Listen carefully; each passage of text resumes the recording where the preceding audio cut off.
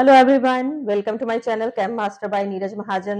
Students, I hope कि आप class one chemistry बहुत अच्छी तरह से एंजॉय कर, बिकॉज हमारी क्लास वन की जो केमिस्ट्री है वो बहुत ज्यादा इंटरेस्टिंग है।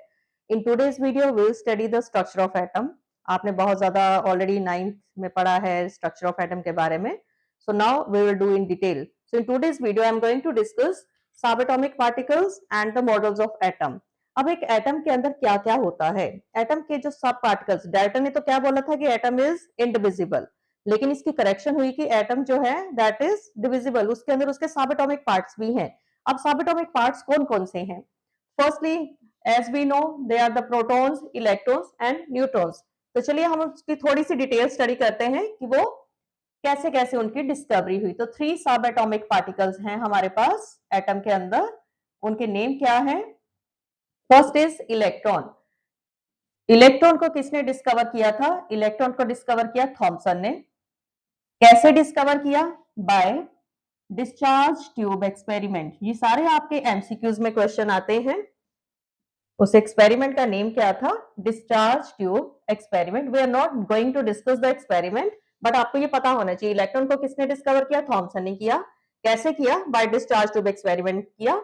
डिस्चार्ज ट्यूब एक्सपेरिमेंट में उसने जो भी एक्सपेरिमेंट किया उसने वहां से कैथोड रेज की डिस्कवरी की।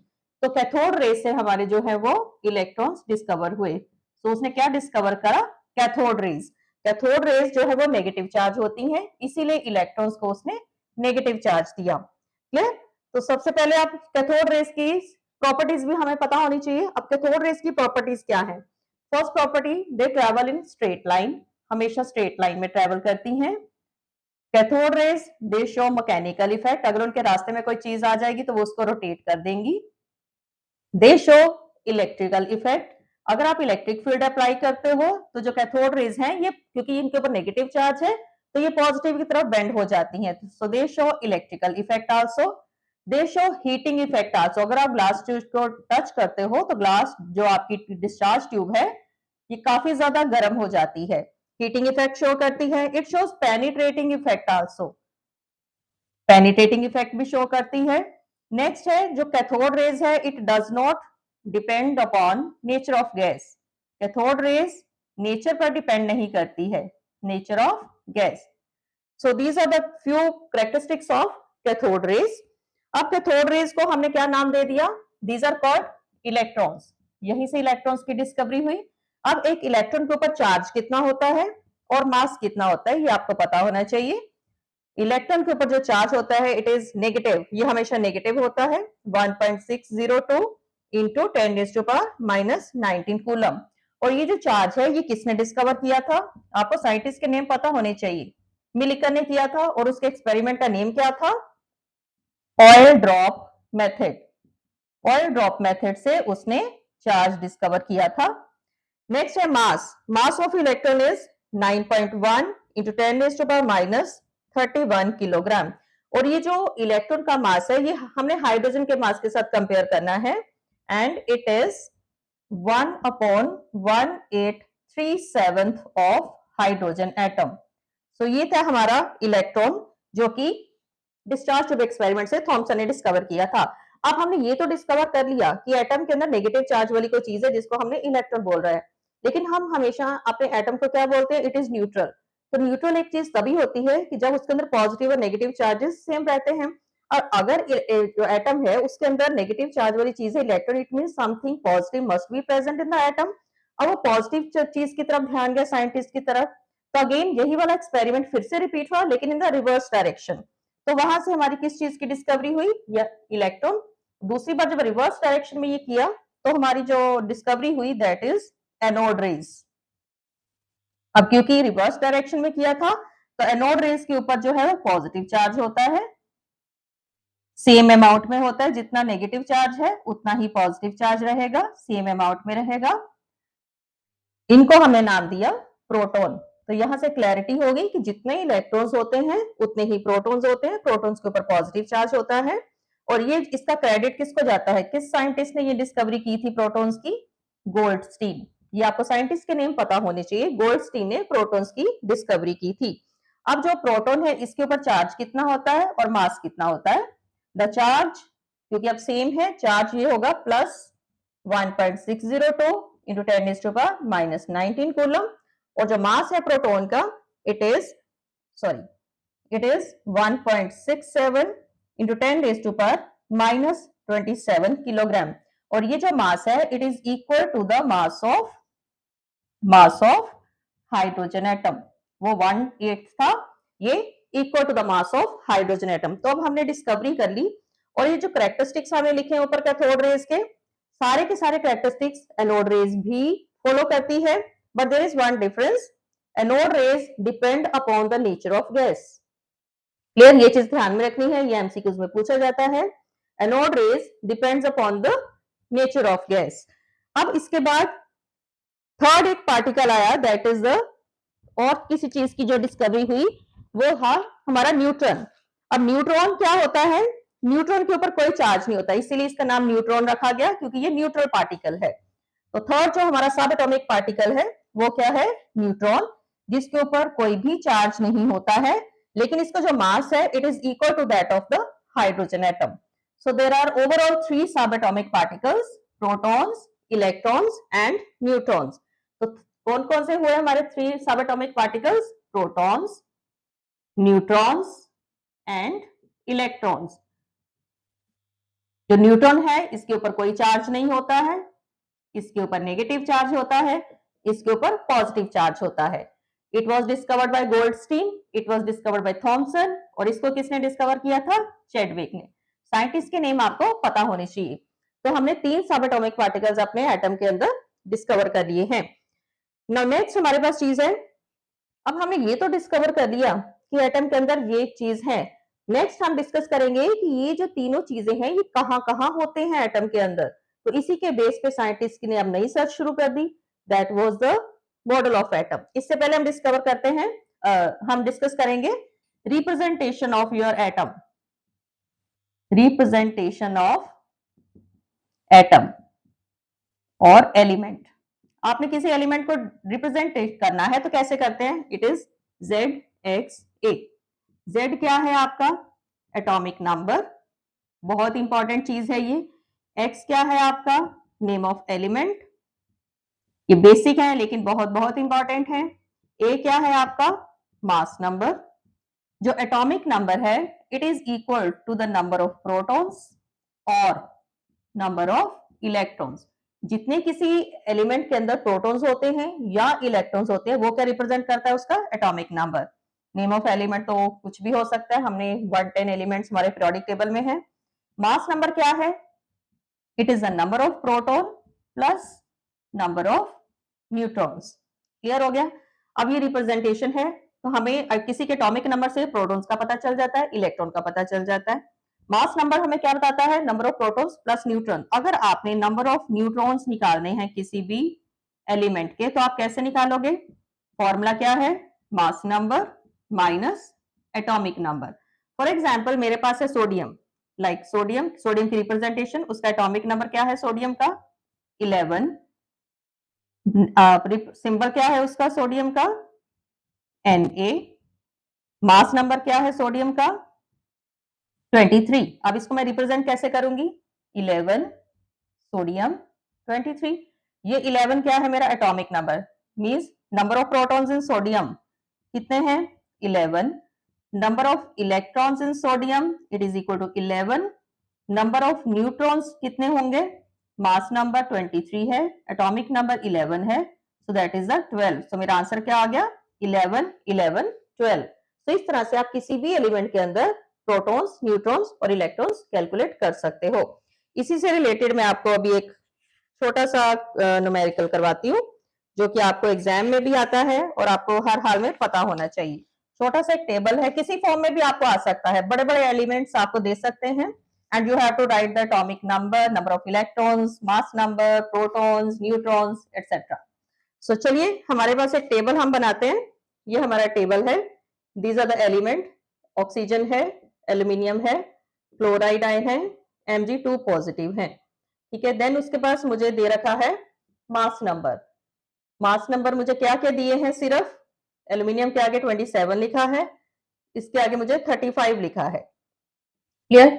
नेक्स्ट मुझे दे रखा है एटॉमिक नंबर, एटॉमिक नंबर क्या दे रखे हैं मुझे?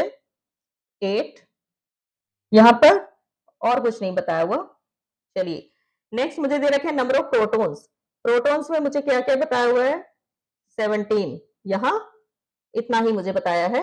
नेक्स्ट मुझे दे रखे हैं न्यूट्रॉन्स। न्यूट्रॉन्स मुझे बताए हैं ऑक्सीजन के 8 एंड Cl नेगेटिव के मुझे न्यूट्रॉन्स बता दिए हैं 18। देन उसके बाद मुझे बताए हैं इलेक्ट्रॉन्स। इलेक्ट्रॉन्स मुझे बताए हैं 8, एल्यूमिनियम के 13 एंड ऑफ मैग्नीशियम 10। बाकी रेस्ट ऑफ चीजें मुझे फाइंड आउट करनी है। अब सबसे पहले देखिए यहाँ पर ऑक्सीजन का एटॉमिक नंबर है 8, तो उसके अंदर प्रोटॉन्स कितने हो गए? 8। तो मास नंबर क्या होता है? Protons plus neutrons, that is 8 और 8 कितना आ गया आंसर हमारा? 16। एक टेबल हमारा फुल हो गया। अब एल्यूमिनियम का मुझे मास नंबर दिया है। मास नंबर क्या होता है? Proton plus neutron. अब मैं कैसे फाइंड आउट करूंगी? किसी भी एलिमेंट के अंदर प्रोटॉन्स कितने होते हैं? जिसके उतने उसके अंदर इलेक्ट्रॉन होते हैं। मींस इसके अंदर नंबर ऑफ प्रोटॉन्स कितने हैं? नंबर ऑफ प्रोटॉन्स कितने हैं? 13। जितने नंबर ऑफ प्रोटॉन्स हुए उतना ही उसका एटॉमिक नंबर हुआ। ओके, नाउ न्यूट्रॉन कैसे फाइंड आउट करोगे? 27 माइनस 13, ये मेरे हो गए नंबर ऑफ न्यूट्रॉन्स। अब Cl negative ion, Cl negative chlorine, इसका मुझे मास नंबर दे दिया 35। नंबर ऑफ प्रोटॉन्स मुझे बता दिए 17।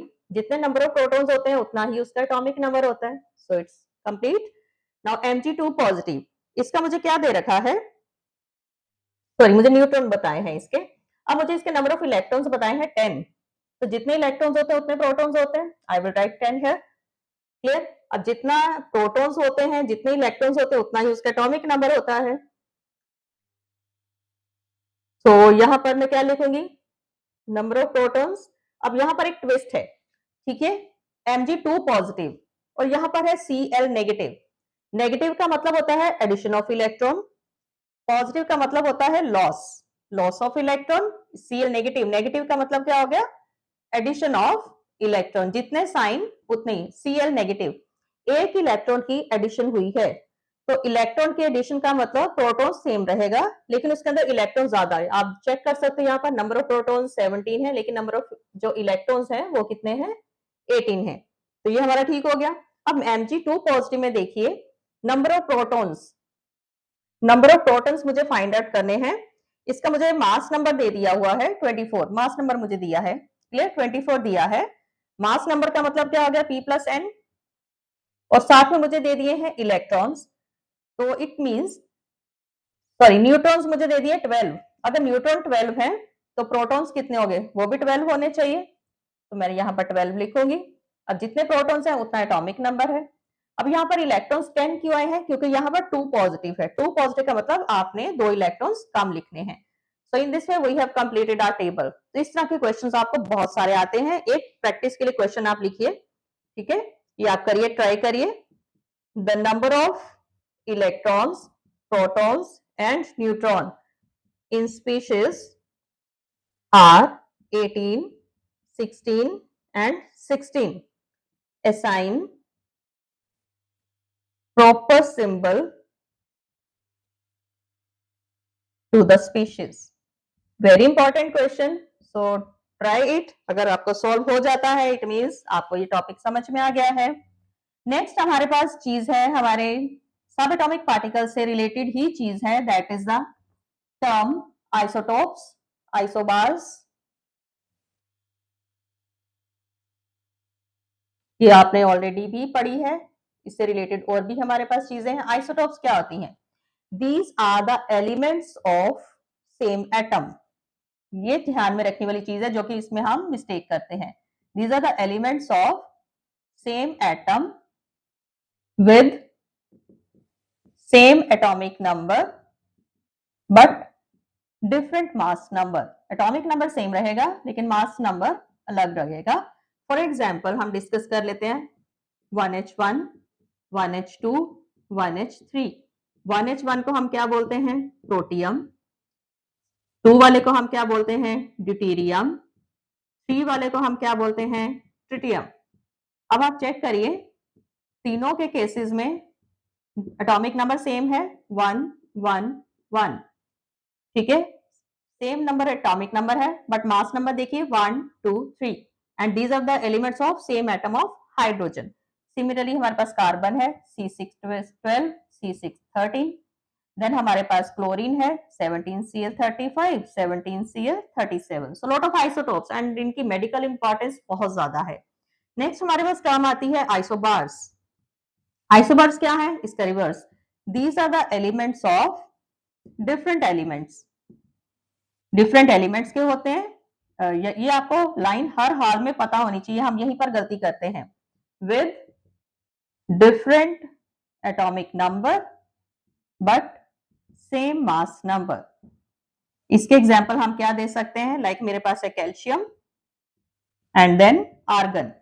आप यहां पर देखिए एटॉमिक नंबर डिफरेंट है बट मास नंबर सेम है। देन हमारे पास एक और टर्म आती है that is the isotone. That is a different term जो कि आपने कभी नहीं सुना है। अब आइसोटोन क्या है, these are the atoms of different elements.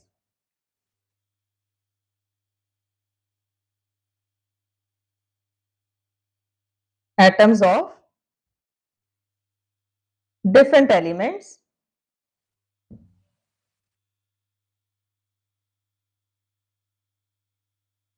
these are the atoms। Isotope जो है सेम एलिमेंट के रहते हैं, आइसोबार जो है वो डिफरेंट एलिमेंट्स के होते हैं,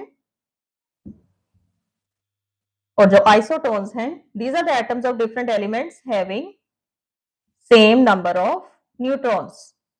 क्या सेम है, neutrons.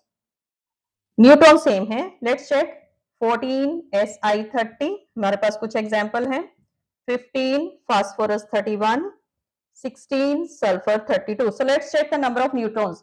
30 out of 14, 30 minus 14, mass number minus atomic number, number of neutrons 16, mass number minus atomic number, number of neutrons 16, mass number minus atomic number, number of neutrons 16. So तीनों में same है। So these three are the, ये तीनों जो elements हैं ये आपस में क्या है, these are the isotones।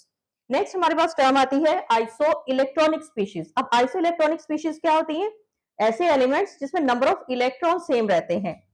काफी इंटरेस्टिंग टर्म्स हैं और इनसे रिलेटेड आपको 1 मार्क के क्वेश्चन आते हैं, तो it's very easy. So chemistry हमारी बहुत इजी है बट थोड़ा सा अंडरस्टैंडिंग सीरियसली अगर पढ़ेंगे तो everything is possible. Iso electronic species, species having same number of electrons. तो चलिए इसके भी हम कुछ एग्जांपल लिख सकते हैं, like oxygen 2 negative, F negative, Na positive, Mg 2 positive. So let's check the number of electrons. Oxygen का एटॉमिक नंबर होता है 8, 2 नेगेटिव है मींस 2 ऐड हो गया, 8 + 2, नंबर ऑफ इलेक्ट्रॉन्स 10। फ्लोरीन का एटॉमिक नंबर है 9, एक नेगेटिव चार्ज है तो एक ऐड करोगे, नंबर ऑफ इलेक्ट्रॉन्स कितने आ गए, 10। सोडियम का एटॉमिक नंबर 11, प्लस का साइन है तो एक सब्ट्रैक्ट करोगे तो नंबर ऑफ इलेक्ट्रॉन 10 आ गए। मैग्नीशियम का एटॉमिक नंबर 12, 2 सब्ट्रैक्ट करिए तो नंबर ऑफ इलेक्ट्रॉन्स 10 आ गए। So these are the isoelectronic species. इस तरह से आपको किसी में से भी पूछा जा सकता है। सो नेक्स्ट हम बात करेंगे, ये तो हमने कर लिया सबएटॉमिक पार्टिकल्स क्या होते हैं, कहाँ होते हैं और उनको आपने कैसे सॉल्व करना है। नेक्स्ट हम बात करेंगे कि अगर आप हमारे एटम के अंदर प्रोटॉन, इलेक्ट्रॉन, न्यूट्रॉन है तो वो कहाँ पर होते हैं। नेक्स्ट जो हमारी साइंटिस्ट की जो क्यूरियोसिटी थी अब ये थी कि एटम के अंदर वो कहाँ कहाँ प्रेजेंट है, and the credit goes to again Thomson. तो ये भी चीज किसने डिस्कवर की, सबसे पहले थॉमसन। थॉमसन ने हमें मॉडल ऑफ एटम दिया, उसके एटम के मॉडल को क्या नाम दिया, वाटरमेलन मॉडल, पाई पुडिंग मॉडल। उसने हमें क्या बताया कि जो एटम है it is a spherical, sphere जैसी चीज है, ऑल पॉजिटिव चार्ज, सारे का सारा क्या है वो पॉजिटिव चार्ज है, all is positive charge and the negative charge is embedded here and there just like the pudding। Dry fruits कहाँ होते हैं, कहीं कहीं होते हैं। वाटरमेलन में सीड्स कहाँ होते हैं, कहीं कहीं होते हैं। पूरे का पूरा जो बल्क मैटर है that is red colour, that is positive charge। So all is positive charge and the electrons are embedded here and there in the positive charge। But जो थॉमसन मॉडल था बाकी जो हमारे क्राइटेरिया है उसको fulfil नहीं कर पाया, because atom is said to be neutral, but according to Thomson अगर उसकी बात देखी जाए तो हमारा एटम न्यूट्रल नहीं था। उसके बाद हमारा कॉन्सेप्ट आया रदरफोर्ड। रदरफोर्ड ने बहुत अच्छा स्कैटरिंग एक्सपेरिमेंट किया। उसने एक लेड बॉक्स लिया, उसके अंदर एक रेडियो एक्टिव मटेरियल रखा, ठीक है, मैं थोड़ा सा आपको एक्सपेरिमेंट का वो बता देती हूँ। ये ऐसा उसने लेड बॉक्स लिया, उसके अंदर ये रेडियो एक्टिव मटेरियल लिया। रेडियो एक्टिव मटेरियल क्या होता है? जिसमें से अपने आप ही रेडिएशंस निकलती रहती हैं, ठीक है। तो it is a source of alpha rays, यहाँ से अल्फा रेज निकली। यहाँ पर उसने एक गोल्ड की, यहाँ पर गोल्ड का फॉयल ले लिया, ये गोल्ड फॉयल है। और ये जो एक स्क्रीन ले ली जिसके ऊपर जिंक सल्फाइड की कोटिंग थी। जिंक सल्फाइड क्या है? एक सेंटिलेशन मटेरियल होता है, जिसके ऊपर कोई भी रेज जब स्ट्राइक करती है तो उसमें से अपने आप ही ग्लो निकलता है, जिससे हमें रेडिएशंस की बहुत ज्यादा क्लैरिटी होती है। अब यहाँ पर रेडिएशंस निकल रही हैं, तो अब हमने रेडिएशंस को कंसंट्रेट करना है, तो इसलिए हमने क्या करा, सारी रेडिएशंस को एक स्लिट में से पास कराया। तो ये एक रेडियो एक्टिव मटेरियल है जिसमें से अल्फा रेज आ रही हैं। अल्फा रेज के ऊपर क्या चार्ज होता है? Positive charge. अल्फा रेज कौन से एलिमेंट की होती हैं? हीलियम की होती हैं, जिसका एटॉमिक नंबर 2 होता है और मास नंबर 4 होता है। तो यहाँ से रेज निकल रही है, ठीक है, रेज निकली, यहाँ पर ये स्ट्राइक करा इसने गोल्ड की फॉइल को। यहाँ पर गोल्ड की फॉइल हमने रखी हुई है। गोल्ड की फॉइल से टकराने के बाद उसने 4 तरह की ऑब्जर्वेशन स्टडी की। उसने बहुत देखा कि बहुत सारी रेज जो है वो सीधी निकल रही हैं, काफी रेज, 90% रेज जो है वो सीधी निकल रही हैं। कुछ रेज जो है वो थोड़ा सा डिफ्लेक्शन शो करती हैं, कुछ रेज जो है वो बहुत ज्यादा डिफ्लेक्शन शो करती हैं, इस तरह से डिफ्लेक्शन शो करती हैं। क्लियर? ये फर्स्ट टाइप की रे है, ये आपकी सेकंड टाइप की रे है, ये आपकी थर्ड टाइप की रे है। ऐसे काफी सारी रेज आ रही हैं, और कुछ रेज ऐसी हैं जो गई और उसी रास्ते से वापस आ गई, ठीक है, गई और उसी रास्ते से वापस आ गई। So this is the fourth type of रे। अब जो फर्स्ट टाइप की रे है, फर्स्ट रे वो कितनी है? 99%। सेकेंड टाइप की रे very small, little deflection, little थोड़ा सा बेंड करती हैं वो। देन थर्ड टाइप की रे वेरी वेरी स्मॉल, बहुत कम रेज हैं ऐसी, very very small, strong deflection, वो स्ट्रॉन्ग डिफ्लेक्शन शो कर रही हैं। फोर्थ टाइप की ray come back to original path, जहां से आई वहीं पर ही वापस चली गई। अब ऐसी जो है, अब ये तो उसने की थी ऑब्जर्वेशन। अब इन ऑब्जर्वेशन का रिजल्ट क्या है? Why most of the rays go straight? Because lot of empty space in the atom, lot of empty space in the atom। ये आपसे कंप्लीट रदरफोर्ड मॉडल पूछा जा सकता है। most of the rays go straight because there is lot of empty space in the atom। some rays shows little deflection, means there is some positive charge in the atom। क्योंकि alpha raise के ऊपर भी positive charge है, तो इन raise के ऊपर भी positive charge है, तो इसलिए इट मींस इसके अंदर भी, एटम के अंदर भी कुछ पॉजिटिव होगा, तो थोड़ा सा बेंडिंग हो गई है। स्ट्रॉन्ग डिफ्लेक्शन का मतलब क्या है? They strike with the positive charge, और यू कैन से स्ट्राइक भी नहीं, you can say very near to the positive charge. Repulsion होगी ना पॉजिटिव पॉजिटिव की, very near to the positive charge. और जो उसी रास्ते से वापस चलेगी, ऐसा क्यों हुआ? उनकी हेड टू हेड कोलिजन हो गई है पॉजिटिव चीज के साथ, head to head collision with the positive part present in the atom। so ये थी ऑब्जर्वेशन और उसके रिजल्ट। अब इसी बेस पर उसने, रदरफोर्ड ने अपना मॉडल दिया। उस पॉजिटिव चीज को क्या नाम दिया? The positive part is called nucleus. उसने क्या नाम दिया? Positive part is nucleus having positive charge. तो न्यूक्लियस की डिस्कवरी किसने करी थी? रदरफोर्ड ने करी थी। अब रदरफोर्ड का मॉडल क्या है? Model of atom, very very important question, model of atom given by Rutherford. अब रदरफोर्ड ने क्या बताया हमने कि एटम का पूरा मास जो कहाँ है? सेंटर में होता है, और उस सेंटर वाली चीज को हम क्या बोलते हैं? Nucleus. The whole mass is concentrated, whole mass is concentrated in the centre, in the centre called nucleus. तो न्यूक्लियस की डिस्कवरी रदरफोर्ड ने की और हमें उसने बताया भी। द पॉजिटिव चार्ज जो है न्यूक्लियस का किसकी वजह से है? Positive charge of nucleus due to proton.